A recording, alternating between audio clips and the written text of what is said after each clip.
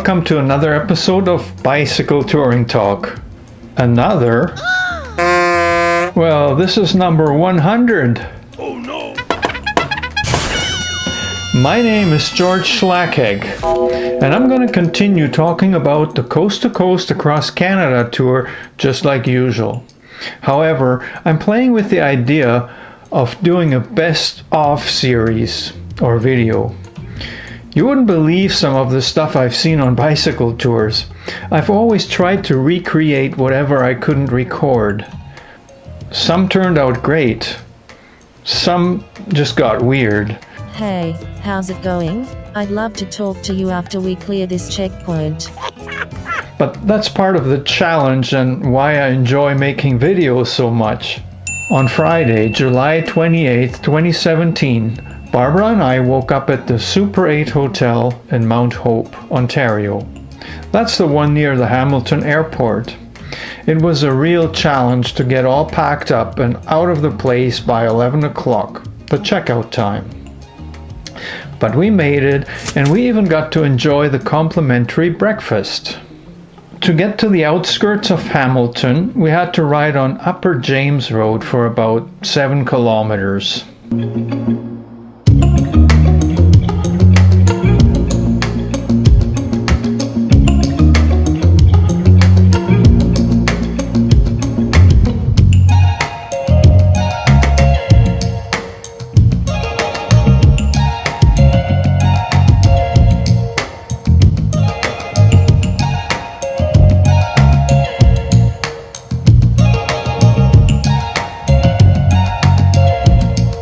It was anything but a pleasant ride. We were constantly switching from gravel to the 6-inch wide crumbling shoulder.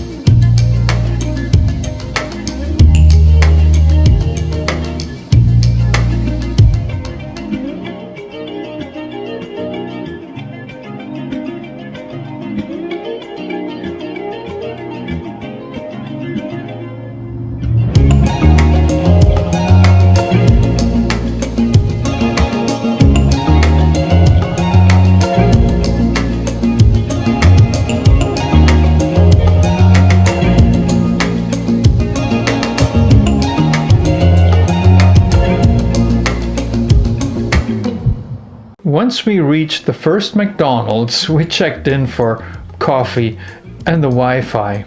Normally, McDonald's has excellent Wi-Fi, but for some reason this one did not.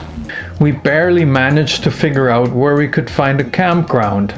Our intended destination was the Flamborough Camping Resort, about 32 kilometers away.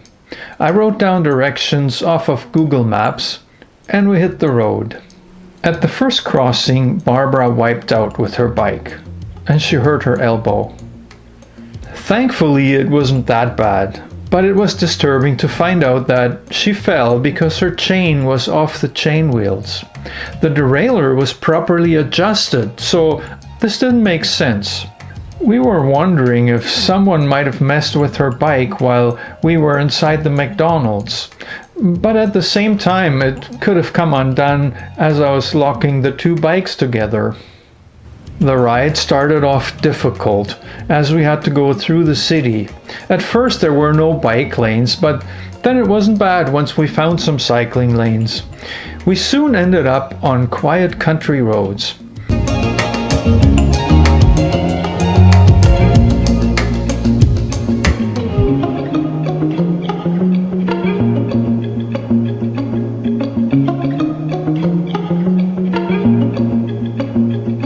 Our first stop along the way was at the Griffin Heritage House. We just stumbled upon it because there was a porta potty behind a barrier and we both needed to go. The Griffin House is an old wooden house that belonged to the Griffin family since the early 1800s. The Griffins were black settlers, and their house was much nicer than those of most non-white people in the area. Barbara was blown away by all the plants that grew around the property. A short distance later, we came across a trail that looked perfect. We found out from other cyclists that we could take it to bypass some of the worst stretches of road. Instead of giving us complicated direction, the couple just rode along with us for a while before explaining the rest of the route.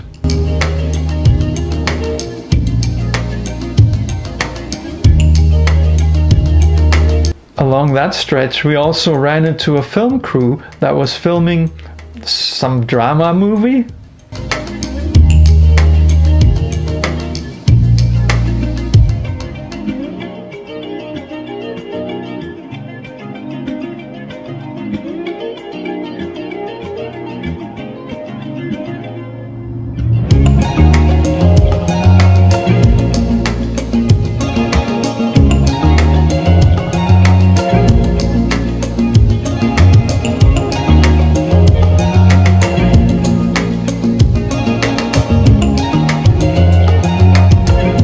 When we finally came really close to our desired destination, things got complicated again. Part of our route was the Lafarge 2000 trail, which turned out to be too rough for loaded touring bikes. We met a lady who told us about the Valens Conservation Area, which was easier to reach than the camping resort and about 15 kilometers away. We rerouted toward Valens Road and then took it all the way to the park.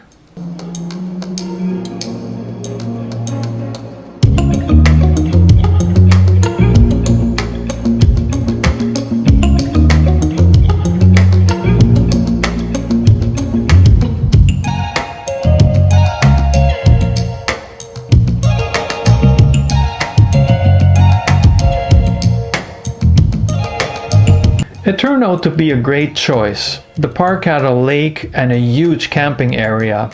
We managed to set up the tent just before dark, cooked our macaroni and cheese dinner using our bicycle lights to see everything, and then we did a trip to the bathroom and that was it. We were toast, ready for bed. The next day was a Saturday. We had breakfast at the conservation area before taking our showers, which felt great. We took Regional Road 97 to work our way east toward Highway 6, which would connect us to Regional Road 7, which would eventually lead us back into Mississauga and turn into Derry Road. It was a rough ride on narrow roads and mostly on gravel. Car traffic was enough to make it feel dangerous.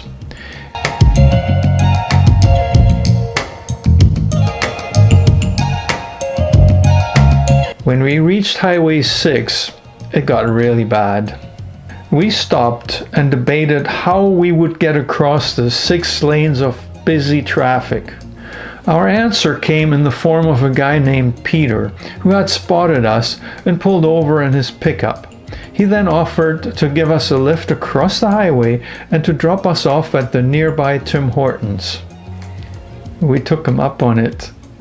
At the Timmy's, we had our second cup of coffee and the opportunity to access the internet in order to figure out where we were going. A few hotels popped up in Milton, but they were kind of out of our way. The Motel 6 at the west end of Mississauga seemed to be our best bet. We were tempted to book it as the price was right too, but Barbara wasn't quite sure how far she wanted to ride that day. We could always play it by ear and then book or just check in when we got there.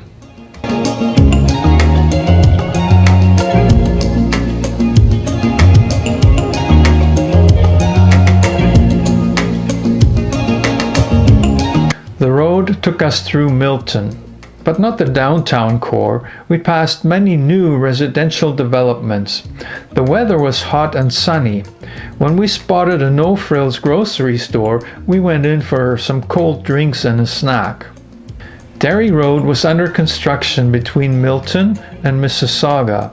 We had no safe place to ride our bikes, but managed to get through by riding across a fenced-in area.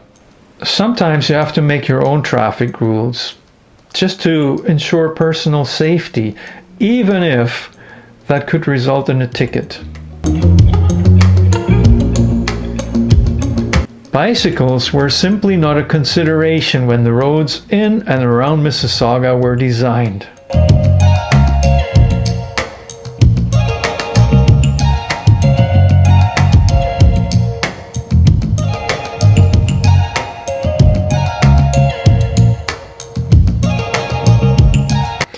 We eventually got to the Motel 6. Do you have a reservation? As it turned out, there were no rooms available at that location. As far as we know, the Motel 6 was the only place in the area, so we had to come up with a solution.